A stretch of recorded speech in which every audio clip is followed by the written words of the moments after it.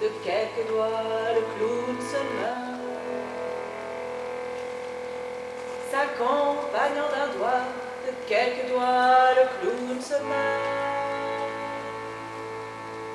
Sur un petit accordéon, et pour quelques spectateurs, sur un petit accordéon, et pour quelques spectateurs.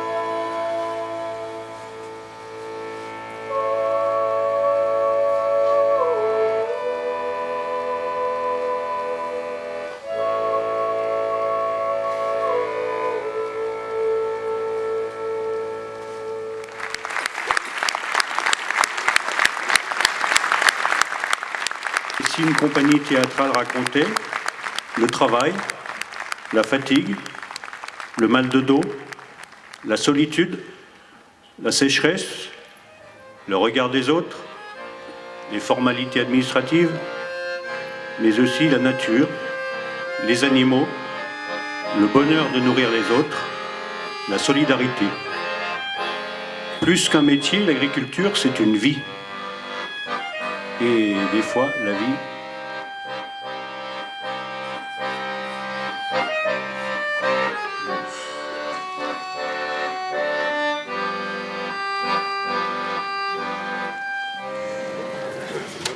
Donc bonsoir à toutes et à tous.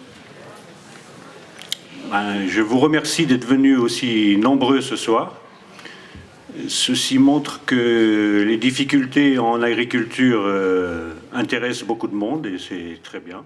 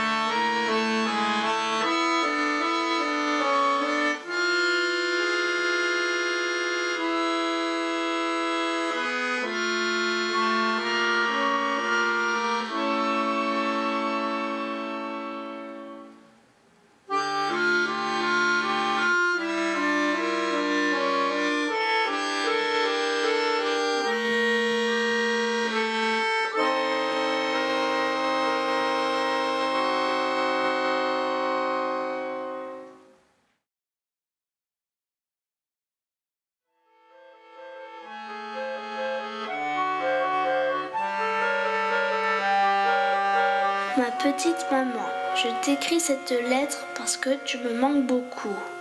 Je suis chez papa, je pense tout le temps à toi, là-bas dans ton hôpital. Papa m'a dit que tu allais revenir bientôt, mais pas tout de suite parce qu'il faut que tu te reposes encore un peu. Hier, je suis allée à la maison voir les bêtes et donner à manger aux poissons. Ils vont bien. Après, je suis montée aux enclos. Là aussi, tout le monde va bien. Il y a la grosse Marine qui est venue me voir. Elle a fait ses petits.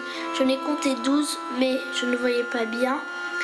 Il y en a 2 qui sont roses, les autres, ils sont tous noirs. C'est Albine qui vient leur donner à manger tous les jours.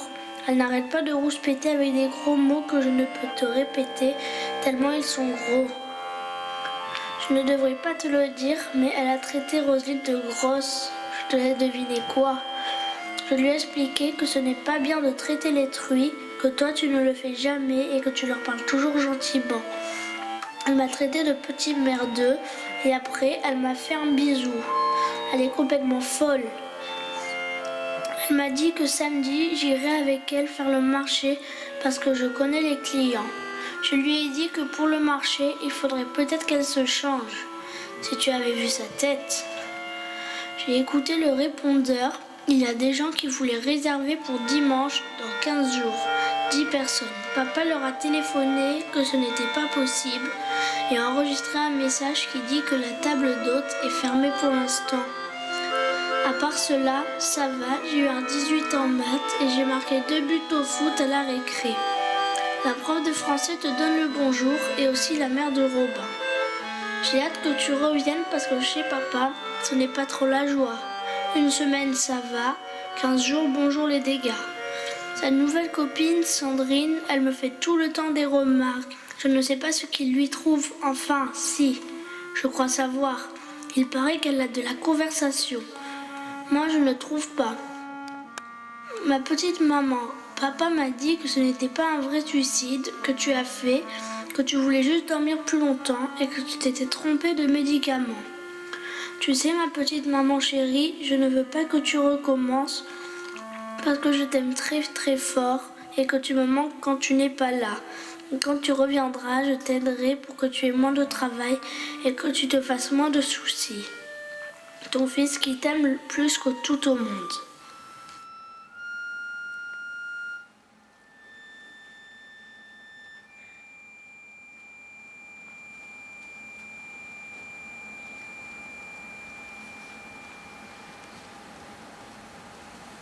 C'est mon garçon. Il a 11 ans. Si vous saviez comme je l'aime.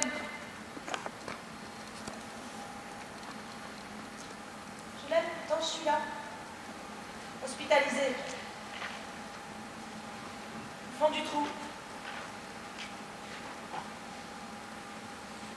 Je m'appelle Sarah. J'ai 40 ans.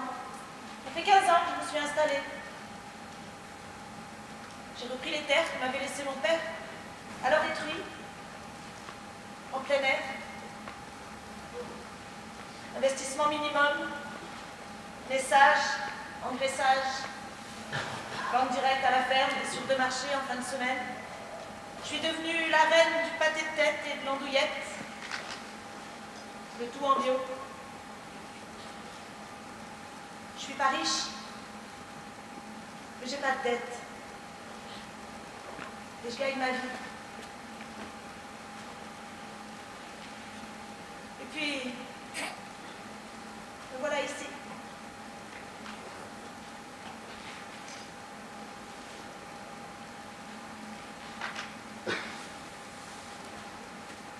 Ce qui s'est passé, je m'en rappelle pas trop. Tentative de suicide. TS, comme ils disent. Ça fait moins sauvage, moins définitif. Normalement, le psy m'a dit que je ne devrais pas rester. Je le vois tous les jours depuis que je suis là. J'espère qu'il va me laisser sortir. Parce que j'ai du boulot. Et surtout, j'ai mon garçon qui m'attend. Tiens, quand on parle du psy, on en voit la queue. Faut que j'y aille. À demain.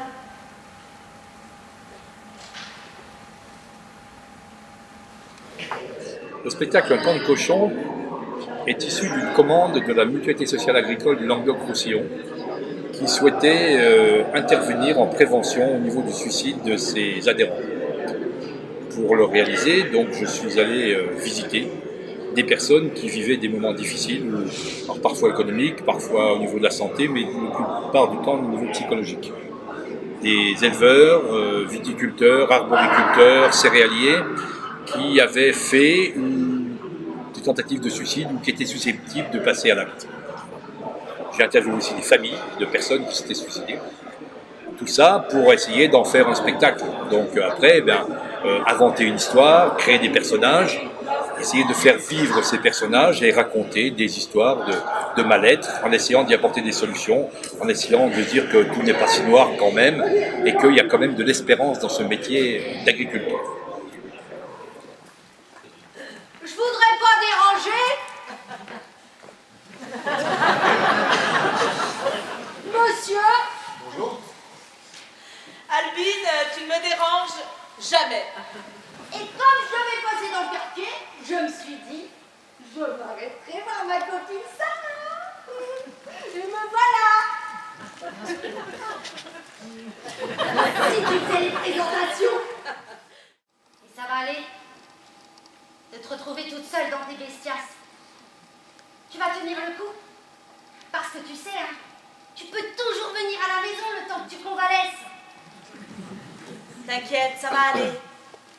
Je suis bien reposée. Et de causer comme ça tous les jours avec le toubib, ça m'a fait du bien. Ça m'a requinqué. Pendant quelque temps encore, j'irai discuter avec d'autres paysans à qui c'est arrivé, qui se retrouvent pour en parler. Parce que c'est important de ne pas rester isolé, ça je l'ai compris.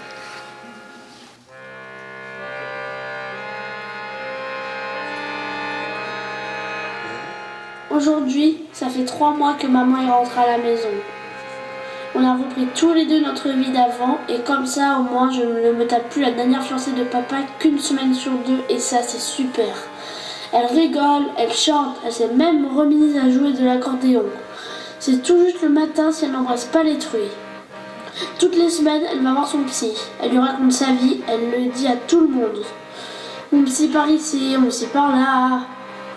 Elle fait un truc aussi avec d'autres paysans. Ils font des réunions, ils discutent, ils se téléphonent. Elle dit que ça lui fait du bien de voir d'autres gens et qu'elle ne s'en sent moins seule avec ses problèmes. Avec Myriam, elle a recommencé à faire le clown dans les écoles. On a rouvert la table d'hôtes. Dimanche, on a eu 11 réservations et on a fait de l'échine à la sauge avec du gratin dauphinois et du pâté en croûte en entrée. Un jour, je vous donnerai la recette de l'échine. C'est moi qui l'ai fait. Ce n'est pas compliqué, il suffit de s'y prendre la veille. Depuis qu'elle est revenue, l'assistante sociale vient de temps en temps. Elle a même donné à maman son numéro de portable au cas où elle n'irait pas bien. Il y en a un autre aussi qui vient, un conseiller en je ne sais quoi. Il regarde partout, il pose des questions. Et pourquoi tu fais comme ça? Et si tu faisais autrement? Mine de rien, il donne des conseils. Il paraîtrait que maman n'est pas toujours bien organisée. Alors là, ce n'était pas la peine qu'il se déplace. Il aurait dû me demander. Je lui aurais dit. Il n'y a qu'à voir le bureau. Il est sympa, mais quand même, je voudrais bien y voir. Lui à remplir tous les papiers ou avec un couteau à la main à désosser une échine ou casser un porcelet. Il ferait moins son malin. Mais comme dit maman, avec ce qu'on paye de cotisation, ils peuvent bien faire ça pour nous. Le maire aussi passe de temps en temps. Les copains et bien sûr Albine la voisine. Mais là, faut que je vous raconte. Événement au pays. Figurez-vous que notre Albine nationale a réussi à se caser. Elle nous a ramené une espèce de ganguère barbue, une sorte de grizzly qu'elle a connue en allant voir maman à l'hôpital. On dirait qu'elle a 15 ans. Il n'arrête pas de se relécher toute la journée et le matin, elle est tout le temps à la bourre pour traire. Du coup, il a les vaches qui gueulent et ça m'empêche de dormir le dimanche. Et eux, ils arrivent en se tenant la main, en rigolant et en se reléchant. Mais ça, je vous l'ai déjà dit. Vous les verriez tous les deux. Franchement, c'est vraiment dégueu et pathétique. Si c'est ça être amoureux, je crois que je préfère devenir moine bouddhiste au fin fond d'un monastère tibétain. Bon, bah voilà, c'est la fin de l'histoire. L'histoire de Sarah, ma maman, et de moi un petit peu aussi. Je ne vous dis pas au revoir, portez-vous bien, faites attention à vous.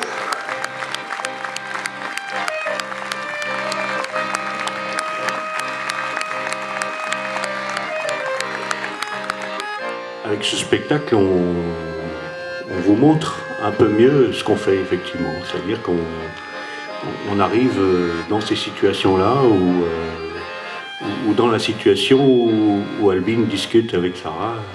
Voilà, qu'est-ce qui t'est arrivé, pourquoi. Nous, on est là pour écouter plutôt, mais on fait raconter ça et voilà, il faut qu'avec ça, on en fasse quelque chose pour faire rebondir la personne. Donc on est vraiment dedans. Donc je trouve que c'est vraiment bien de pouvoir retransmettre à tout le monde cette ambiance-là, qui n'est pas facile, mais voilà, ça nous aide à expliquer en tout cas. En tout cas, moi, ça me donne des éléments.